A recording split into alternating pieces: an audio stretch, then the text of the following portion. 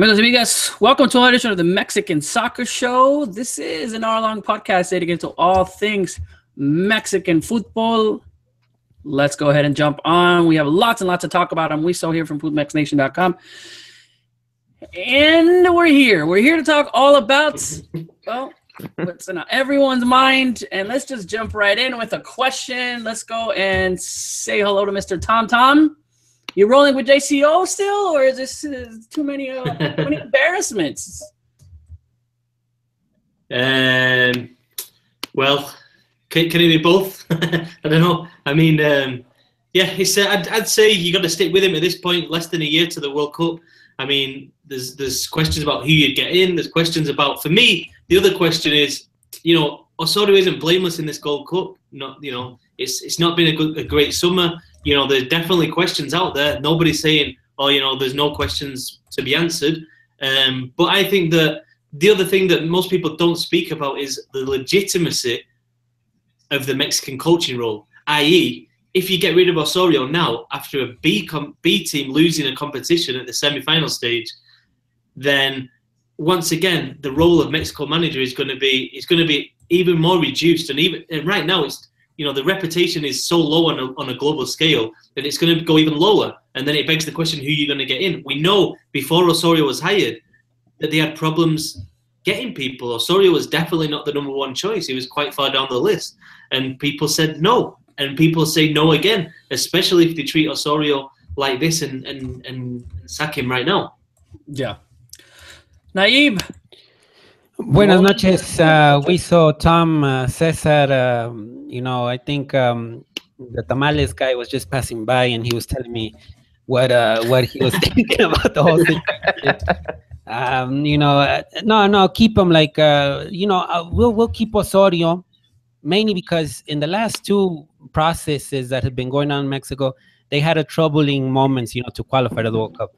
Osorio has the team in the World Cup. That's going to be his main test. And I know that, the Centenario was a test. The Confederations was a test. There's advancements, minimal, maybe you might say, in both. But keep them. That's right now, if you want to change stuff, I think the whole structure of Mexican football, we've been saying has to be changed somehow. It's not fair that Decio de Maria can be there for 10 years and the results are not positive in those 10 years for the most part. That Guillermo Canto already had a process in 2006. It ended with a round of 16 elimination. He's back 10 years later, and it's probably going to end the same way. The structure of Mexican football needs a lot of changes. It's not a coaching problem. That's the thing that we got to put there. Cesar. Hi, everyone. I wish I had a different answer just to be devil's advocate, but I'm just going to agree with what Tom's and Naive said. I say we continue rolling with JCO.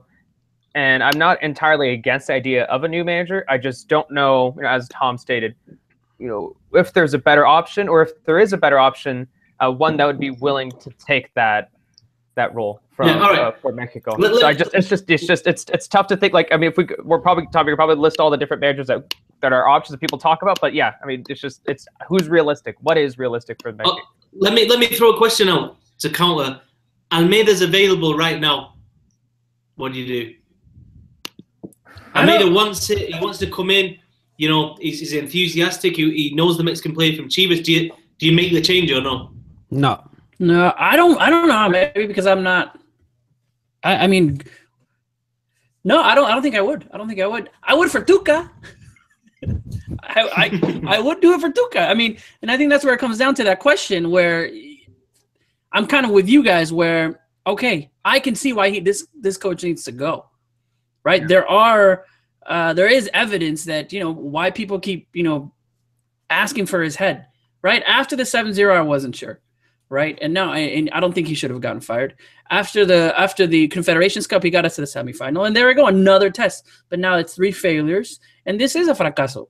Losing to Jamaica in the way that they did, 180 minutes without scoring a goal, not having an idea, being completely lost against a team that is not fielding even their best players. Yes, it is a fracaso. But again, what is the solution? I don't know if it's really that much of a fracaso, though. I think it's a small failure. I think when you consider the fact that it was a backup team, I think when you consider the fact that... No. But that's the thing. Losing to Jamaica, though. Losing to Jamaica in that sense, and them being it to kick us out, we couldn't even get to the final. It's a failure. You know what the most real quick. real quick with Almeida, the question, Tom, just to put a point out there. Yesterday we noticed that and throughout this Gold Cup, we noticed the lack of strikers in the national team. That there's very few. At least with Almeida over there in Chivas, I got the certainty that there's a man that is preparing new forwards for the national team. Let that project roll for a couple of more years. Let more Mexican players consolidate themselves in first division, win league titles.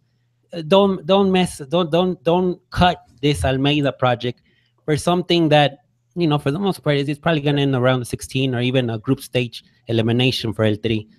I think the project that Almeida has in Chivas will leave more in the long term for Mexican football than Almeida becoming the national team head coach. Well, yeah, because nobody keeps the job anyway long for the Mexican national team. You can't implement the plans. But the worrying thing about for me though, I mean, we can go into it. I'm sure we can go into them like the tactical, the way that someone said there, didn't seem a fixed idea. But the worrying thing for me is that okay, we can make the excuse that this was a B team, a C team, whatever you want to call it. But this wasn't Jamaica's best team. Yeah, this was a Jamaica team, all Jamaican born, because a lot of the squad are born in England and other places, and play in Europe. And this was all, I think 22 out of the 23 were based in the States or in Jamaica.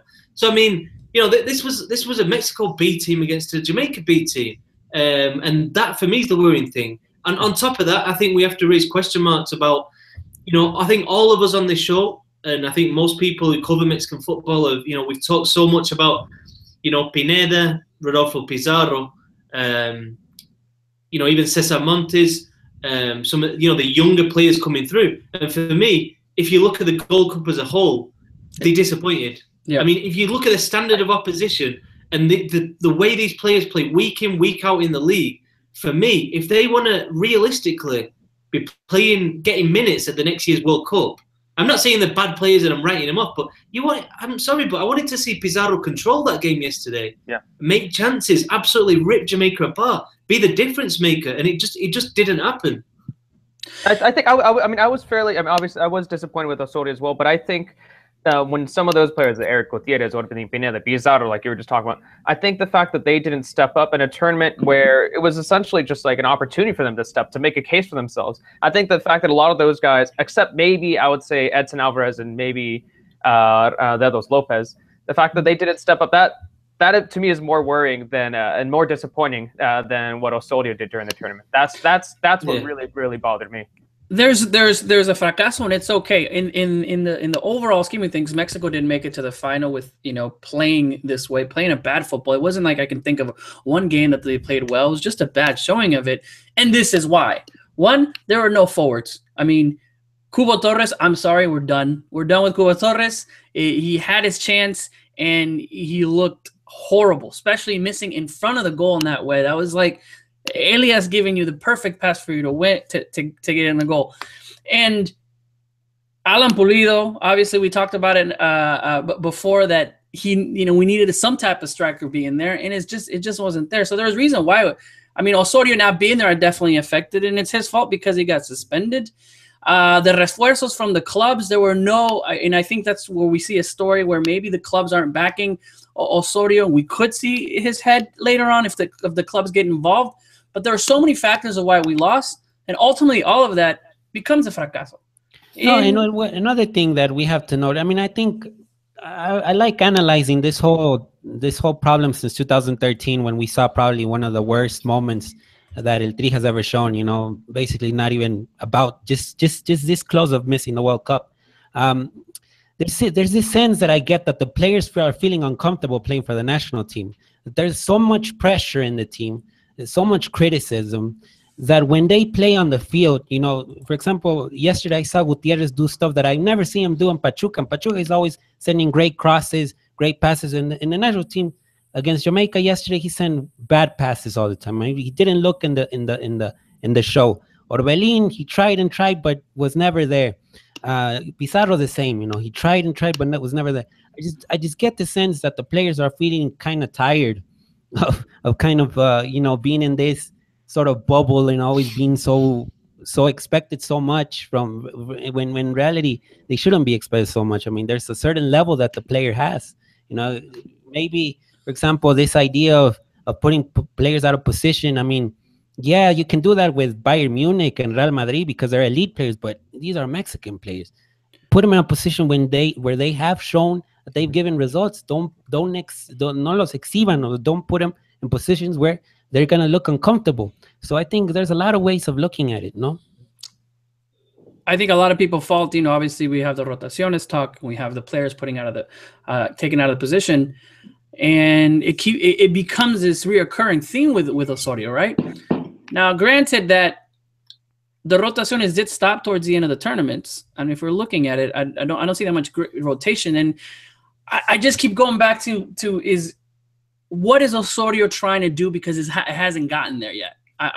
We're seeing all these experiments, we're seeing his rotation, we're seeing all these players out of bounds, and it hasn't given him the results on the tournaments that really don't matter. But on the other hand, he's qualifying us to the Olympics, caminando, really. We get it. I mean, Olympics, the World Cup.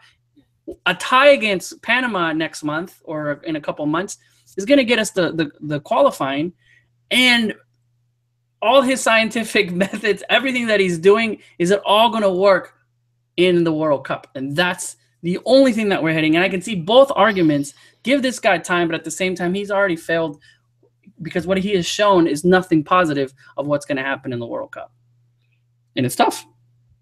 I mean, it's a question. It is a question. It's something that the way Osorio changes, especially in one of the group games, because we don't. This is the first time we've seen Mexico reach kind of the second knockout in a way. I know there was the third place playoff, but I mean, theoretically he would change in that. He would have changed a lot in that semi-final because there was only 2 days between games. So theoretically, from a physiological point of view, that means you have to change because the players won't be ready. And we possibly saw some tiredness from the Mexican team. No, I thought the game versus Honduras, the players looked tired. Yeah, and even after the first half, I mean, I don't know, and we analyzed that Mexico-Jamaica game, because I really thought that first half was a good half by Mexico. They were getting, the story was the keeper from Jamaica making these great saves, and I really thought Mexico was able to score. Something happened in that half. I know that Jamaica went completely, even more defensive than the first half. I mean, when Chuy Corona was able to do a throw-in, that just tells you that there's nobody up front for Jamaica. But then just this lack of idea on what to do, even though Mexico already played, and they played the exact same way against Jamaica on that second game during the group stage. I think that was expected for Mexico. Mexico knew that Jamaica was going to sit back. They knew more than likely their goalkeeper was going to have a good game. And so what's the answer to that? The big question is and we knew that going into these matches against any CONCACAF opponent, other than maybe Costa Rica, United States, does that starting 11 find a way to break through that highly defensive back line, that highly defensive roster? And I think that was anticipated, and it just none of those attacking players could figure it out. And it was couldn't figure it out. I think they almost did figure it out in that first half. I mean, Kubo scoring would have changed everything completely, right? We're going to see Jamaica against the U.S. Jamaica's going to do the exact same thing they did against Mexico. Exactly. We're going to see the U.S.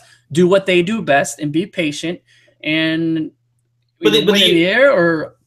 But the US have got Dempsey and Altidore, and if you look at that first US goal against Costa Rica the other day, Dempsey puts a ball through to Altidore, and it's like that comes because they played together for ages. They know each other so well. It's a perfectly weighted ball. Altidore's already making the run, and that's what you get. And this Mexico squad has never shown that chemistry. But I mean, going back to Osorio, I didn't understand, and maybe you can help me out. But I was struggling with the formation. I was in the press box last night, and I was struggling to work out what the Mexican formation was. I think on paper, Orbelin Pineda was supposed to be a left winger, but he was tracking back so much that I think he was confused about where he was actually supposed to be. At times he was slotting in at left back. Eric Gutierrez, who nominally was a left-sided central midfielder, I'd put it as. Yeah. He was a lot of the time at left back as well. And I'm just looking at it, and if you look at the direction of the Mexican attack, almost always down the right. I know Orbelin Pineda entered the box a couple of times, but he was nowhere near high enough on the field for me. And I just couldn't work out the formation. And I just wonder if the players were also struggling. And obviously Osorio not being on the bench doesn't help. But I couldn't work it out, honestly. I was struggling. Hey, and again, Osorio not being there is his fault too. Yeah, it looked like, I mean, if we're like going to the tactics, I mean, it looked like it started off with a 3-4-3. Yeah, that's what and then suddenly you saw Orbelin dropping way far back onto left. So you would think maybe is this changing into a 4-3-3? But then you hear Orbelin mode once again push high up. I don't know. It was a little confusing, but it looked like they did start as a 3-4-3, and then something happens. Like something changed within that first half. Yeah, just no. I was watching Orbelin Pineda and Gutierrez particularly closely, and the body language between them, it just wasn't very good. It wasn't like they knew what they're doing. And like I said, Mexico didn't attack down the left that much. And if you're going to break down a team like Jamaica, then I thought the idea was to have 3 forwards up there and then Pizarro in a completely free role, pulling the strings, and then obviously Gutierrez on one side, Dueñas on the other, coming from a little bit deeper, and therefore you get the kind of volume of play so that you can create chances, break down, a rock solid defense. I mean, I don't know, it looked asymmetrical, the formation, to me, and I don't think that helped either. Yeah, and then it goes back to the question, no, Tom, that, I mean, you've seen this whole process in Russia and also in the US and how it worked out. I mean, every 11 was kind of different, and every 11 had different players, different ideas. How does that go? I think at the end that affects, that it's really hard to grasp that in a semifinal of a tournament, the team really doesn't know what the heck they're playing. Yeah, but I mean, you know what I mean? I mean, I understand the players are tactically knowledgeable and whatnot. The 2 you mentioned, Orbelin and Eric, are probably 2 of the brightest players that Mexico has. But that's just uncomfortable to know that in a semifinal, the players don't know what to do. Everyone keeps talking about the starting 11, and we still don't have a fixed starting 11 for Mexico in either the Gold Cup or any of Osorio's team. I'll make sure to mention it because I can't find it right now. But on Twitter, there was this guy that was just kind of analyzing that same theory. And Mexico, and in the later stages of the games, like not the group stages of the Confederations Cup or for example even the Copa America qualifiers and even I guess the Confederations Cup too. Mexico, Osorio is using a group of 6 to 7 players that are always there. Ochoa, Layún, Moreno, Guardado, Tecatito, Vela, Chicharito. These are all the same players that are going. And he's experimenting in games where he's kind of gambling, and you saw that against New Zealand, right? So I see what he could do, and I think that's the only thing that kind of keeps me going forward, where he's not finished. And if we're solely getting him in on results, he got to the semifinals. He got humiliated. I know in Confederations Cup, he got beaten by the Chile team, but he's getting us to the World Cup, and we'll see what happens at the World Cup. I mean, for me, this Gold Cup was more disappointing than the Confederations Cup in terms of the final result, because I think if Mexico are going to do something going forward, and Osorio said it. This is the thing. Osorio said it. This is the new generation, and the new generation failed. And that's not good, because we know about the Confederations Cup team. All those players you mentioned, we know them. We've seen them for years now. They're a good team. I don't think they're humiliated by Germany. They just got beaten by a better team. And I think we all know where Mexico are at, where that team, that Mexican team, a Mexican team, we know where they're at. I mean, I think we were talking about the other week where, me and you, Wiesel, were talking about where do they rank in the world. At the minute, they're number 16. And that's probably fair. But if you want to be inside the top 10, then what Mexico's going to need is a new generation who are better than the previous generation. And at the Gold Cup, we saw a snapshot of the next generation. And let's be honest, it wasn't great. That's the problem. And that's why I was more disappointed with the Gold Cup than the Confederations Cup. Well, who's the next generation that are ready to go? Because let's say the Guardados, Moreno, Layún, Chicharitos, they're all heading out 1-2 World Cups, right? We have got Tecatito, Dam, Lozano, Edson Alvarez, Cesar Montes, Orbelin Pineda, Rodolfo Pizarro, Eric Gutierrez, which are all the America centre back. So I mean, I'm not saying they're bad players, but I'm saying what Mexico needs is that, they need players to the level are going to reach those levels. And I don't, maybe I'm being too premature with by saying this now, but I just wanted to see more. For example, if I'm a European scout and I see Pizarro at this Gold Cup, I'm not signing him. I'm sorry, if you're not going to turn it in against those kind of teams, like Jamaica not even bringing the A team. If you can't turn it on against those teams, how are you gonna mix it in the Premier League? I mean, I think especially when you consider the fact, I mean, we're going to talk about this later, but when there's a player that is so important to the national team, like Jonathan Dos Santos, and if you believe the reports, there's a decent chance he's going to come over here and join Major League Soccer. When it looks inevitable, Chicharito eventually, now obviously he went to West Ham, but he'll probably eventually join MLS. And that there's this core group of players, these guys are in their late 20s or early 30s who are going to eventually make their way out of Europe and move over here back to North America. And you want to see these young players not only just move to Europe, but also step up for the national team. And like Tom said, it is very disappointing to see Gutierrez, Pizarro, or Belin just really, but they were given the opportunity here against not very difficult opponent. They didn't take advantage of it, and that's just what's really disappointing. One time I had a conversation with Tom, and he was telling me a little bit of how Ander Herrera, who's a young, not so young anymore, but when he arrived to Manchester United and the way that he expressed himself and how he talked about the game, and he arrived to Manchester United, and Tom told me, well, in Mexico we don't have that many players that express themselves like Ander Herrera. For example, with Pizarro and Gutierrez, they're great talents, but they don't express like that, like Ander Herrera. I mean, it's like football speaking, they're all right, but there's more to a footballer than just playing good football. It's this maturity and leadership. And in those moments, like what happened yesterday in Jamaica, a lot of them shut down. It's true, they shut down. And that's where you see resilience from a footballer. And you don't see resilience from many Mexican footballers. It's really short. Look, let me tell you, Edson Alvarez surprised in this Gold Cup because he was played out of position, and it was really surprising because he was a dropout from Pachuca, and then he came to America, and now look where he's at.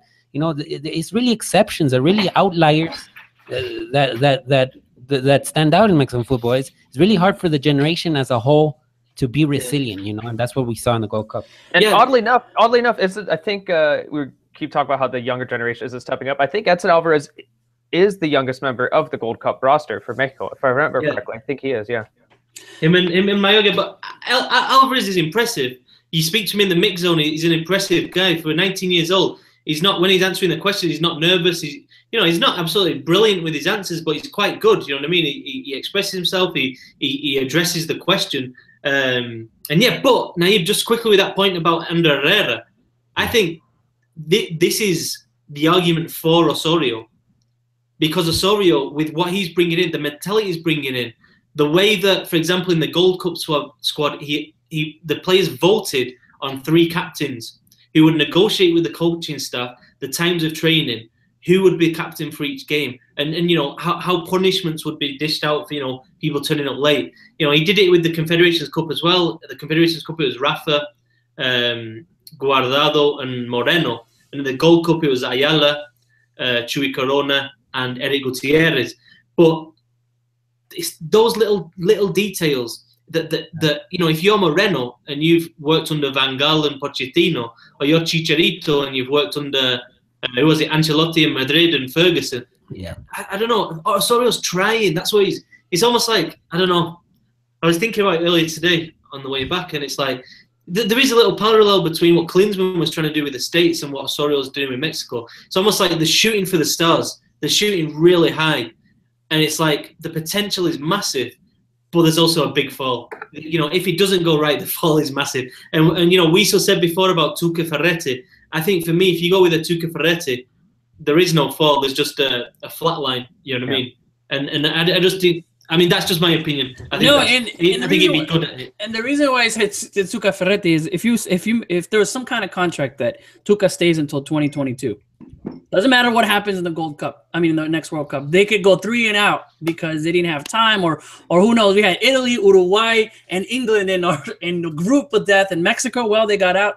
Let these managers work those 4 years. Let them work, and it's okay. And this is why I feel that we need to give him at least that chance. I get it. I see both arguments. That's just on a personal choice. There's 2 reasons. One, these players are happy with Osorio. And I know there's many of out there that saying, well, they're not going to say anything wrong to about Osorio. No, there is. I've seen Mexican press be buddy with players, like, and they will filter out. We heard a bunch of stories in the Chepo camp where they hated Chepo, right? I mean, Salcido was quoted after a game saying that they felt like chickens with their heads cut off. Like, when players are not happy, they will say something. If it's Twitter or social media, they'll tell their friends. It'll come out somewhere that these guys are happy. And you keep talking to these players, you keep talking to the captains, you keep talking to everyone. Everyone is on the Osorio juice. I don't know why. And that at least that's something that's good, because at the minute that you lose the players, that's where everything goes wrong. Especially when you see some of the quotes from the players like today and yesterday who are taking some of that fault as well. And I thought that was, I'm not gonna say it was surprising, but I was somewhat impressed by that. But like you said, we saw earlier, now it's just having that faith in Osorio, just keeping your fingers crossed that even though on the short term you can point out little mistakes, and they are mistakes nonetheless. Like I said, even though I said the Jamaica game was a small failure, it is a failure nonetheless. But just hoping that he does have that long-term perspective, that this is going to build into something quite big. Like Tom said, it's going to take Mexico to another level. That this Gold Cup was a small, basically just a camp for those backup players, and now he's going to figure out who is and isn't going to be continuing the national team. And unfortunately, a lot of these guys did not really impress. But just hoping that this long-term plan is going to prove to be very fruitful next summer. But I don't know. It's a gamble. Yeah, it's a gamble. It's a gamble, and you know what? He's gonna get fired if he doesn't make it past the group stages of the World Cup. No, no doubt. I mean, his contract's going to run out. And he failed. Just a couple of points. One, what you were saying, we saw then about the players. I mean, anybody watching this now, if you want to read something about that, type in Grant Wall, Chicharito and Osorio. He interviewed Chicharito. Chicharito spontaneously came out with this defense of Osorio, which is well worth reading. Let's not forget the managers that Chicharito's had at club level. I mentioned a couple there with Ancelotti and Ferguson. I mean, if Chicharito's coming out and saying this is the guy, we have to have patience with this guy. Sometimes, and Rafa Marquez is saying the same, and Guardado's saying the same, and the young kids are also saying this. At a certain point, you're going to be like, well, maybe we should listen to them instead of these, the pundits who are basically paid to cause polemica, no? Yeah. If you want to be mad, and I get it, right? Be mad. This is your team, and you expect them to win, and Osorio is putting players out of the position, and you're just not seeing it, and he's failed. I get it. It's your. I wasn't that mad upset. I wasn't upset yesterday. I honestly said, I wasn't upset. I was just like, yep. It was expected. There's a reason why I didn't buy a plane ticket to Santa Clara at the beginning of the tournament, which I always do because I want to make sure I get a cheaper flight. I didn't. I'm like, I don't know if they're gonna go. I just don't know, but. Be mad about this tournament. Gosh, like we as fans, as press, they're having a tournament every 2 years. And I hope it hits them in the pockets that Mexico's not in the final or the bad, showing a different cup. Like, it's a joke, the fact that the CONCACAF has this tournament every 2 years. And you know what? It's hurting us, I believe. I think it's worse having these guys going out there. Could be injuries where there are competitions. Yeah, I mean, I agree to a degree there, but I think it's the part of the problem, the atmosphere in Mexico, and not just Mexico. It'd be the same in other countries as well. But the fact we're piling so much pressure on this kind of experimental squad, that's the problem. I don't, obviously the Gold Cup, it does seem a bit ridiculous that it's every 2 years, but in theory, this Gold Cup has been absolutely great for Mexico because in theory, Osorio now. He's had the luxury, and most international coaches don't get it. He's had the luxury this summer of spending a long time with numbers 1 to what 46 in the depth chart. Yeah. And that's amazing, and that should be a positive. But obviously, if the pressure's so intense, I mean, like yesterday, just before I know we're going to move on to the other thing, but I have to say this because I felt quite strongly about it. It was embarrassing to see fans waiting for Osorio outside the elevator at the Rose Bowl, ready, not just screaming, out, but chasing him, chasing him as he was going down with Deseo Di Maria, and he was like, I felt sorry for him. I mean, this is a guy who's like we know his backstory. We know he's worked so hard to get where he is. And he's a nice guy. You don't matter if you like his tactics or not. He's a generally nice guy who's worked extremely hard to make his way in the game. And to see kind of fans jumping on him like that was, I know it's passionate. No, it's bad. It's bad. Come on. I mean, just to see it firsthand there. It almost got violent, right? I mean, it almost got like these players. I mean, that's just stupid. Stupid fans. I mean, I wrote in my article yesterday. I said, Osorio's going to have offers whenever he leaves. They can fire him tomorrow. Osorio will have offers. I absolutely guarantee it. And I tell you what, the FMF might struggle because the FMF will see something that's happened at this tournament where they've got a B team and Osorio's been hounded out of the stadium. And other managers are going to be thinking, the pay might be pretty good, but do I need this? Where's it taking me? But my last thought on Osorio and all this, just to go off that a little bit, is that like we all talk about is Osorio going to get fired? Is he going to get fired? Fuera Osorio. But I do wonder if, take for example that situation, if it's not going to be the FMF that fires him, but if Osorio is the one that makes the decision, if he's the one who ends up leaving the national team before they consider firing him, and that's just something that I think about. And I know that he was well aware of the pressures going into this job, but just to be, I don't think he was, Cesar. I think he said he was, but I don't think anybody is. I think Risso's right there. I honestly don't. And you know what? You bring up that point. Because I remember when he first got called and I was like, what? And I was doing some research on Osorio. He's quit almost all his teams that he doesn't get fired. I don't remember, and maybe somebody, and if I'm wrong, that he gets fired from a place. I think he leaves when he's like doesn't see it. So I think as long as the players are still behind him, he's gonna stay there. That's just how I start seeing that. Lots and lots of conversations on the chat. We'll continue with your questions there. Really quick, just to wrap up this Gold Cup. We're looking for the blame game, right? And it looks like from the conversations that we have, I think everyone makes, I guess, you can blame a lot of things. Individual player performances, one. Because we've seen just a low level of player performances. JCO's tactics, you saw it there, Tom, where we were all trying to figure out. I mean, in the press box before each game, I'm looking at you, Tom. I'm looking at everybody else, going, "Is this right?" I mean, we're all with our notepads and just tweeting, "Is this correct?" I've never seen so many people just kind of like, "No, this person's on the right," and I'm like, "No, you're wrong, Johnny says that," and we're going back and forth. Holes in the rosters. There should have been some players that should have came there. Dam, Peralta, Araujo, right? Those players that we got in there. The level of Gold Cup, I mean, Jamaica doing their game. I was upset the fact that they went in there to play for the PK, but good. I mean, that's they did it, and they're going to be in the finals, and good job for them. And then overall, the talent of the roster, we're expecting an alternate squad to win a tournament. And when has that happened? When has Mexico won a tournament or a competition with an alternate squad with players that have never played before coming in together and putting in a performance in an experimental tactics and teams and everything? So I think it's a basis on all that in the blame game, and of course clubs and the FMF and all the other things that we talk about. in that else. To wrap up, the U.S. wins this Gold Cup. I mean, I think everyone pretty much agrees with the talent that they have. Does the Gold Cup still happen if we don't make the final? Is that still a thing? Are people going to watch Wednesday? I'm not sure.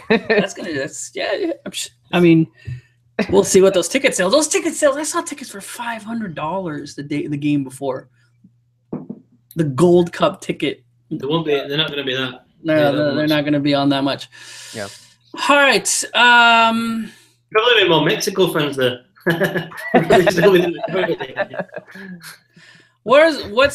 Cesar, check the poll on the Mexican Soccer Show where we put in. I was actually very surprised that that there was less fire Osorio and more keep him on there. So I don't know if you can check it really quick. Well, actually, I got to vote. 436 votes. 55% says patience. JCO to Russia. 45% says enough. Whenever I put a poll, it's always fuera Osorio no matter what. So I think it's the fans of the Mexican Soccer Show that have that.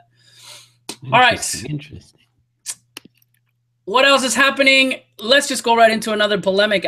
You know, you kind of mentioned it, Cesar. Jonathan Dos Santos to LA Galaxy. Those bros in the LA, the dream has come true. They're going to play in a cup together professionally. Yay. Or, Cesar, everyone knows that this is a bad move for Jonathan Dos Santos. Yeah, at the same time, I mean, just all right, just laying it out there, I would be very, very disappointed. I think Naib sent out that tweet, which kind of like resonated with all our feelings. It said that this would be like this would hurt more than what happened yesterday with Mexico. But at the same time, like I kind of understand like why Jonathan would do it. Clearly, he loved it when him and his brother played together in Villarreal. It's clear that Gio is having a good time in Los Angeles with the Galaxy, regardless of how well or poor the team is doing. I think he loves the LA lifestyle. He likes the culture and whatnot, and it's clear that the brothers are still close. And Jonathan would probably get a ridiculous amount of money. But that said, from the Denny's commercials, you forgot the Denny's commercials. And the Denny's commercials. Oh my God, yeah, there's Denny's commercials right there. We've all been seeing those in the little Twitter ads. But just for the Mexican national team perspective, it would be detrimental for the team right before the World Cup, especially when he's developed into such a key role in the roster, and you just see how hard he works, and it would just. I'm not saying that it would go to waste, but it would just wouldn't be good for his rhythm.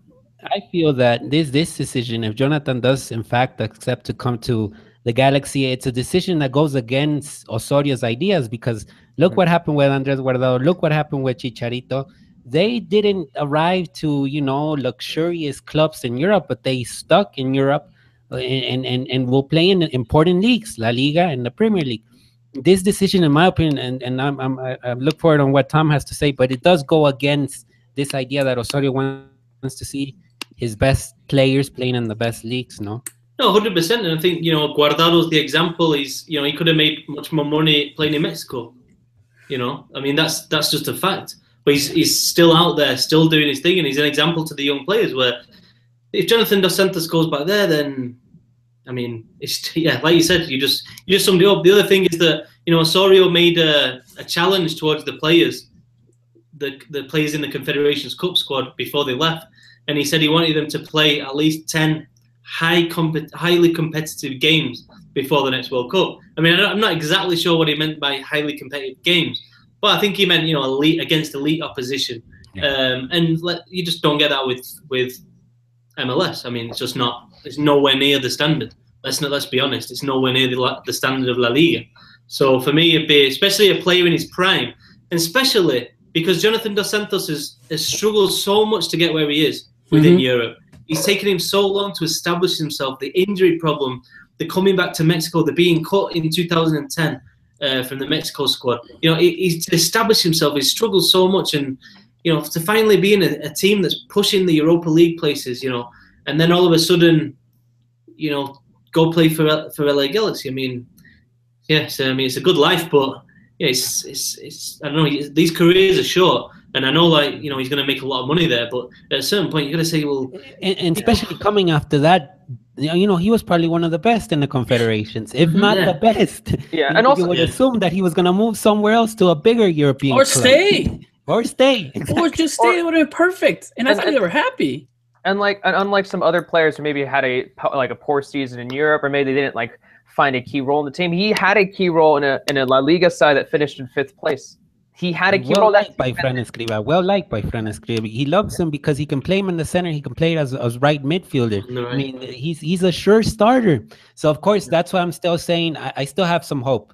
There's this report that came out today on Univision that came straight from Los Angeles, because they have this camp going on right there. And Jonathan basically told the reporter, I'm reporting with Villarreal on Thursday. I'm coming here for the camp only. But then you see Taylor Twelveman's tweet that is saying that there's negotiations ongoing. Well, there's two stories going on. So you really don't know which one to go with. We'll find out when he in fact takes the plane to Spain. I've seen these reporters from the U.S. always have a different, but sometimes they're all right. They're all right. Jesse Gonzalez, we were 100% sure that he was going to go for Mexico, and if they are, here's some. Really quick, Tom. If Twellman's tweeting it is because he knows people in MLS. That's not coming from nowhere. Oh no, well, we're not saying that he's making it up. That's what I'm saying. They're usually right. What I'm saying is, could it be that he's doing this and having talks with him, and I mean we've seen players do that where the team kind of says, no, okay, fine, here, we'll pay you what I need. The version from Villarreal is that he was supposed to report today, and that he asked for permission to come to Los Angeles for this camp and for complete the negotiation with LigaMX. So that's coming from Spain. So that's the scary part also. All bad news in the last 24 hours. Chicharito was in West Ham. But Chicharito's in West Ham. Hernandez.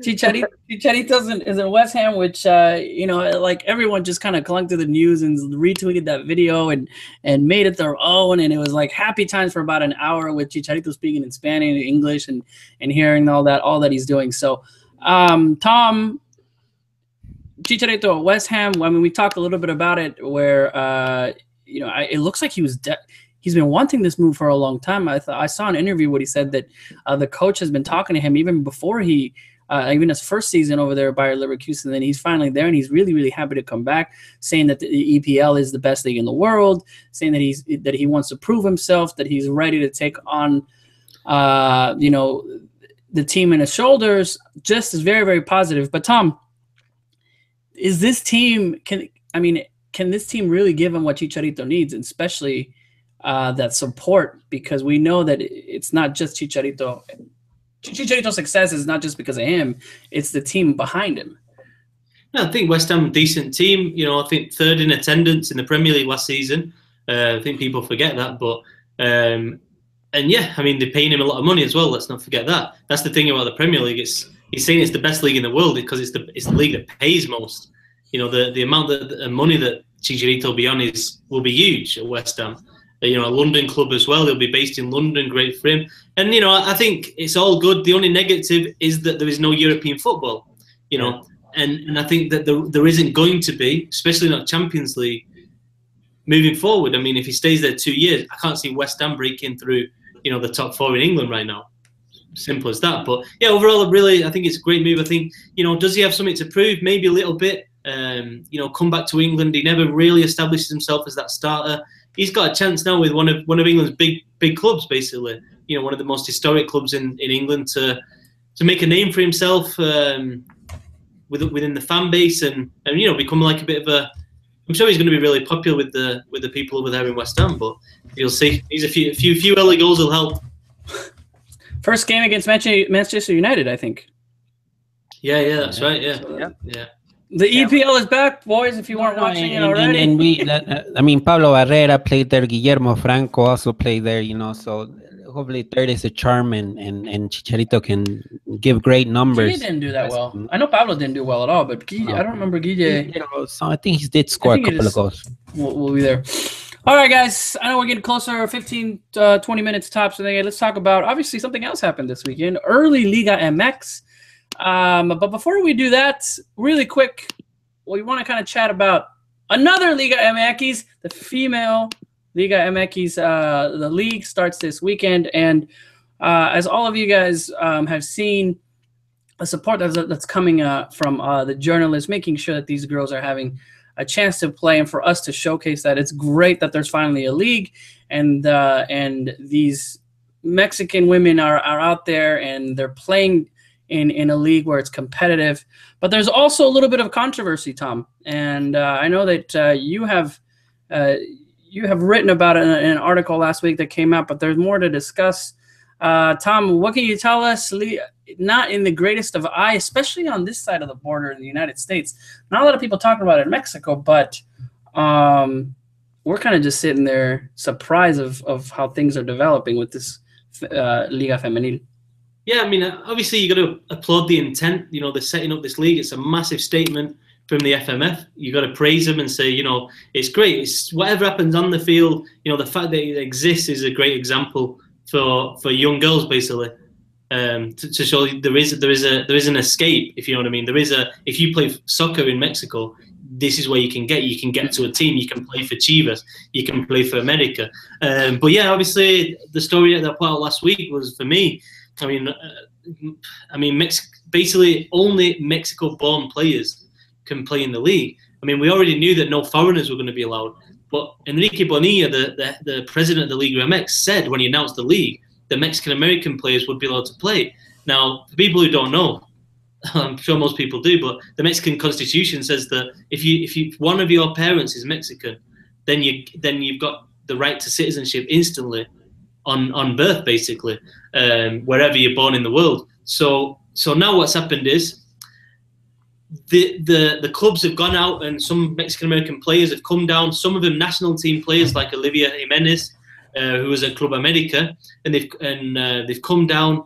They've done all the preseason with LigaMX femenil teams, and then about towards the end of June, when these clubs went to register these players, the league told them that if you were born outside Mexico, then you couldn't be registered. So now we've got this situation where, Jasmine Aguas here in Guadalajara, she was so excited about, playing in this league, playing for Chivas.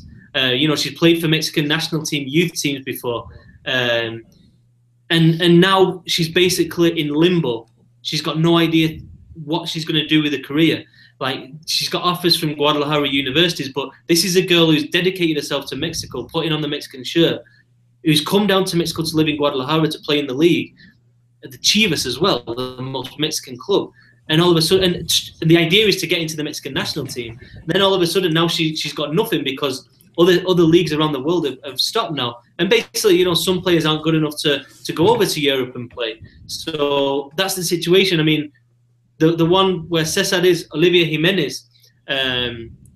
Olivia scored the goal back in, 2012, which was up for the Puskás Award. So, she's a top Mexican player. She did all the preseason with Club America. And then again, the same thing happened. She went to register.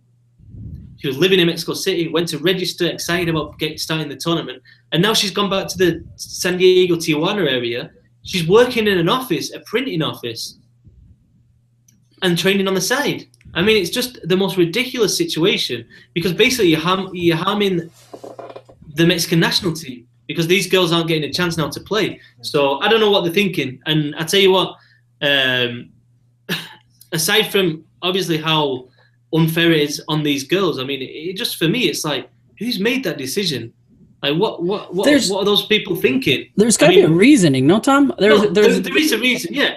I think it's obvious. The reason is that they don't want these clubs just to all go to Chicago, all go to Dallas, all go to, Los Angeles. Yeah. Get girls who have been trained from an early age, bring them down, and they're likely to be better than the girls born in Mexico and raised in Mexico. And I think that's the fear. So, and that's why I just don't understand, because isn't it the whole point is to make sure that there's a competitive league and they're making money off of it and they're selling it. I mean, the FMF is a business. Why wouldn't they want good talent? I haven't found that connection. So what if they get Mexican Americans? They're still Mexicans and they'll sell it off like Mexicans and that's it. Unless the clubs themselves are like, whoa, they're the ones that are saying no. Not necessarily the FMF, the club are like, hold on a second, but wouldn't they benefit from the Mexican American? I just feel like there's something there that we're not seeing, and I think it's going to come to light. I don't think it's the clubs, though. Just quickly, I don't think it's the clubs, because these clubs have brought the girls down. They've said you can play for us. The manager, Leo Cuellar, the ex Mexico national team, he's called girls up. There's I think there's girls. Monica Alvarado, who actually isn't involved in the league. She didn't come down, but she would have liked to come down. She's obviously a known player. You had Veronica Perez, who also had interest from the league, but she decided to retire when she heard about this rule. She just said, I might have gone and played in Mexico. And that's a girl who's 29 years old, 89 caps for Mexico. Imagine the experience you get by bringing a player like that down. For the other younger kids, for the younger girls, just getting used to this new league. I mean, I just think it's just, again, the FMF shooting themselves in the foot. And I don't know, it's not just this decision, but if you can make a decision like this, which seems so ridiculous, then it can be like, what does it say about the mentality of the people running Mexican football?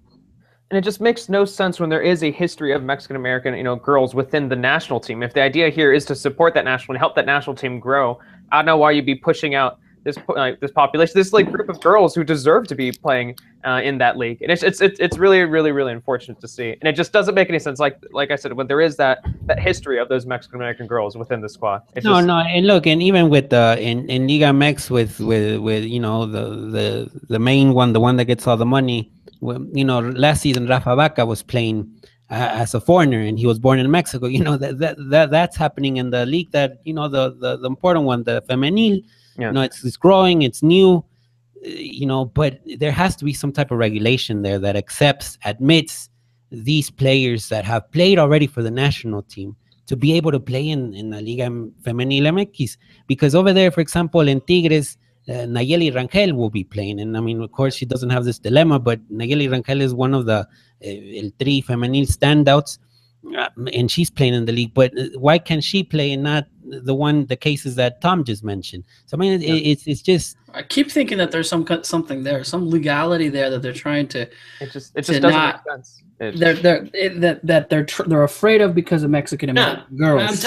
I'm pretty sure the problem is that they're afraid that the clubs will just, because it's a competitive league, they'd go to, like I said, those cities that I mentioned, where pretty much you can find a lot of girls who played from a very young age and are properly trained. The facilities in the States, the culture surrounding women's football in the States is so much more developed than in Mexico, and that's the idea of this league. The idea of this Mexican league is to foment the culture of women's soccer,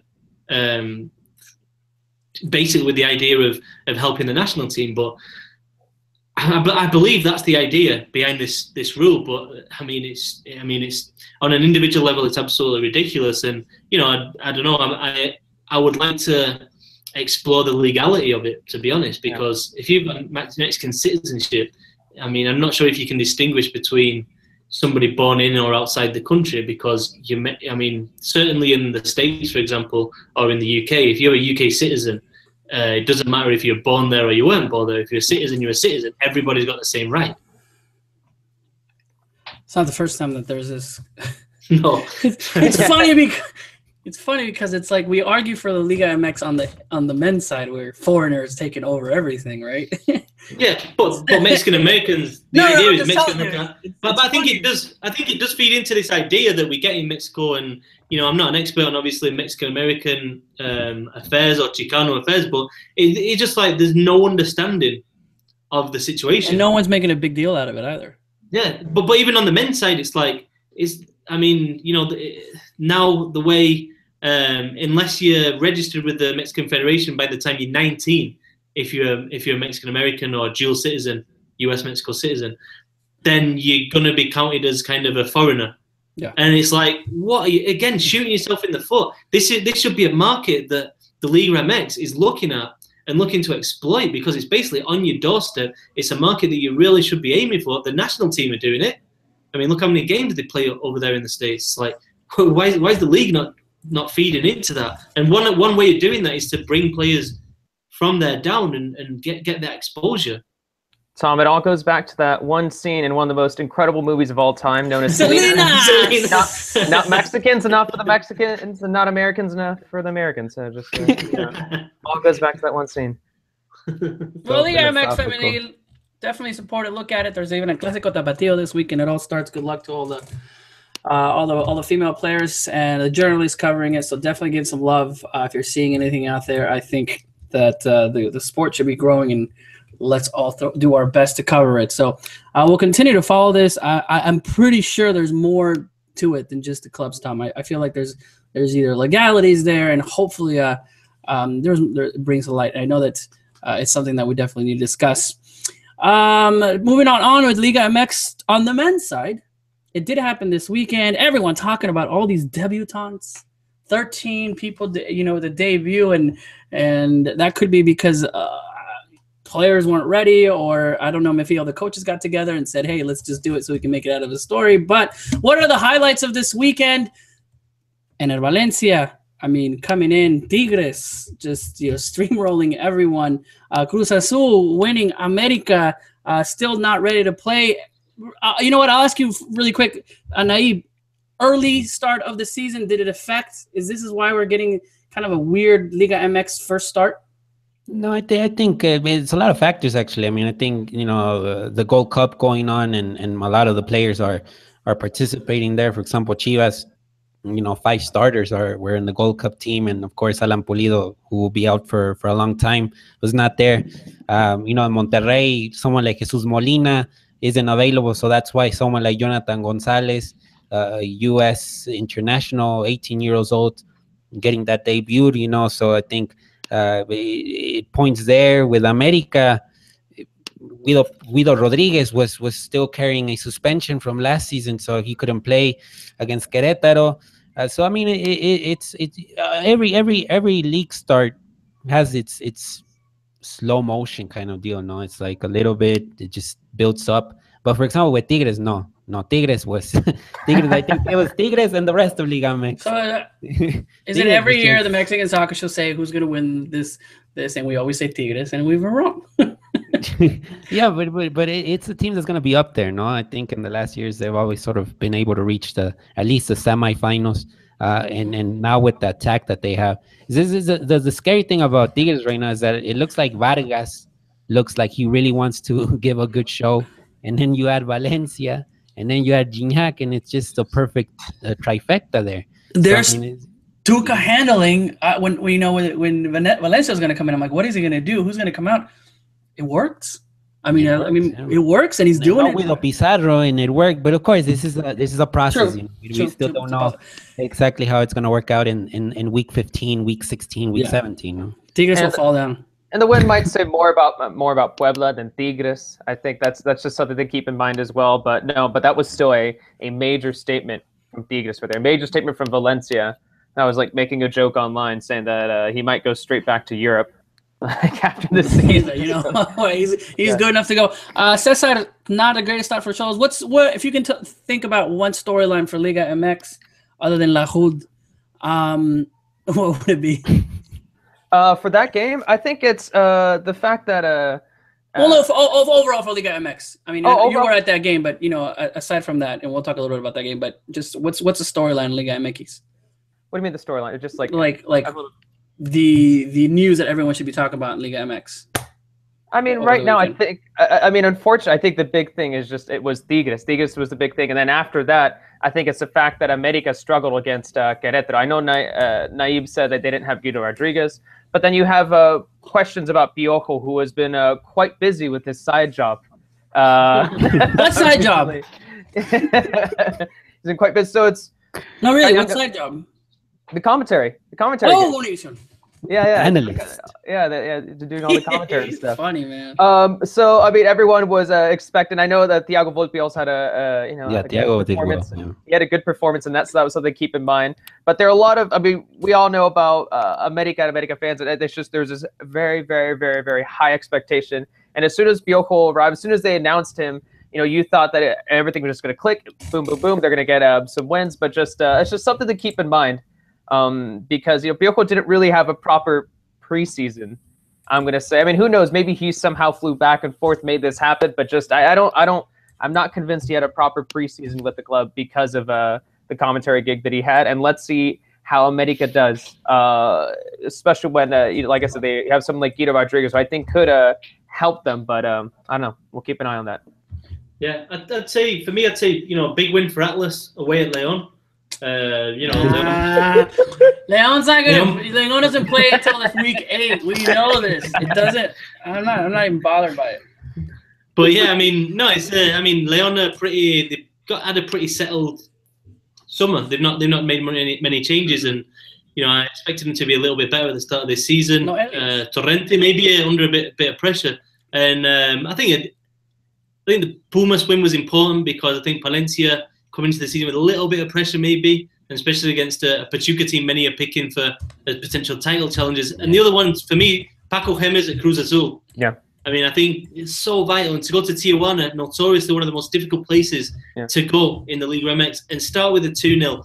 Not just getting the victory, but keeping the clean sheet. Massive. I mean, that's I don't know. I'm fascinated to see how Cruz Azul do this season because You know how Cruz Azul will do this season, Tom.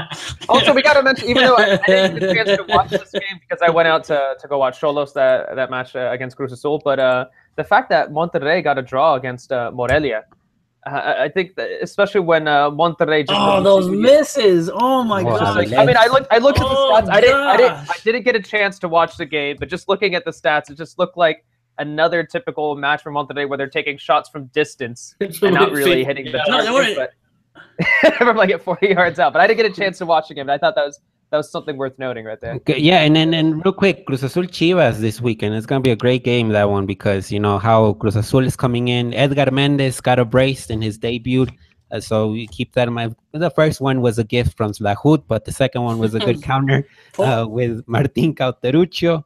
And real quick, I mean, we haven't mentioned it, but the Keisuke Honda mania. Yeah. I mean, he didn't play yesterday, but did. Keisuke. It's not Keisuke. It's Keisuke Honda. Yeah, I learned. You were there. You were in Pachuca, right? Yeah. So I get a bit of a dose on the mania going on over there. Does he speak Spanish, Naib? He tries. That's commendable. You know, I think that's. He basically has I think he's an Argentine or Uruguayan interpreter who speaks to Honda in English, and then Honda speaks to the interpreter, and the interpreter speaks Spanish, of course. Does that guy I always wonder about that, Tom, and I don't know. I'm sure you have a lot of like foreigners come to England, or if you heard stories, or anyone else that you guys are there. Like when someone doesn't speak the language and there's the interpreter, does that guy like follow him around the field too? I mean, if the coach is yelling and just get, hey Honda, go that way. What? Oh, is there an ear? I've always wondered how. I think usually within the squad you'll have somebody who. So in Pachuca squad, like when Omar Gonzalez comes back. You know, he's probably going to take on that role. And I'm sure one of the other Pachuca players will speak some English and, you know, I don't know. But even then when, like, Aguirre went to China, I mean, when coaches would go to China or... Oh, yeah, definitely, yeah. It's just like... Yeah, and it was kind of strange. This morning, Honda posted a tweet, and it said that I heard that, you know, someone said that I won't be ready in 3 to 4 weeks. That was you? Actually, you said that. No, it was Diego Alonso who said it. I but Alonso said and then Honda tweeted this morning that he actually feels ready to go and play and maybe next weekend against America, which I think would be really special, you know, at Estadio Hidalgo, America, you know, maybe get 10 to 5 minutes, kind of like Ronaldinho debuted at Querétaro, was like 10 minutes. I'm sorry. I'm raising my hand. Why is it taking so long for Honda to play? When he showed up, he had the team reported he had some muscle problems. Okay, just checking. Got it. All right, I do wonder if we're gonna get some interesting quotes from him, because I was talking to some reporters from Japan. They said that he could be surprisingly candid, especially in English. And I think that in his first I think one of his first press conferences, he said that like one thing they'll have to adapt to is the Mexican food, because it's too oily and spicy for a Japanese stomach. I think that's what he said. And then when he sent out that tweet earlier today saying that they said it's 3 to 4 weeks, but he's going to try to see if he can make it early. I'm wondering if we're going to get some good quotes out of this guy. And I don't know. I think it'll be interesting to... Is that journalist that messaged you about... Because somebody messaged me too, with a journalist in Japan. And it's just like they're translating whatever they're saying in Google Translate. And I'm like trying to make the...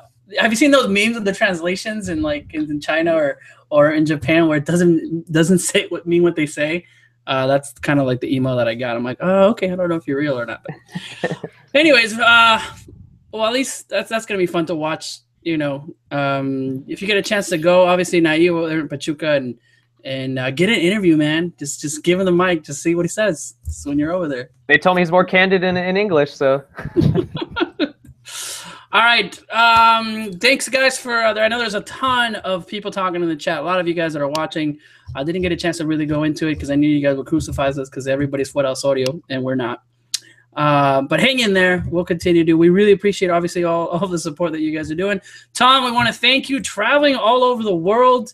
You're finally back in Guadalajara. You didn't go to Guadalajara after Confederations, right? You went. Yeah, just 3 days. 3 days. Oh, you did. You were in Guadalajara. Now, 3 days. Yeah. But we'll see where to go from there. Naib, you finally have football back in your city. Yeah. You can go. Hopefully we get some liguilla. So liguilla left. The liguillas there. Yeah, some liguilla, no? And then Cesar, Cesar's struggle going between the borders back and forth and all the line where you do some time there at those lines, huh?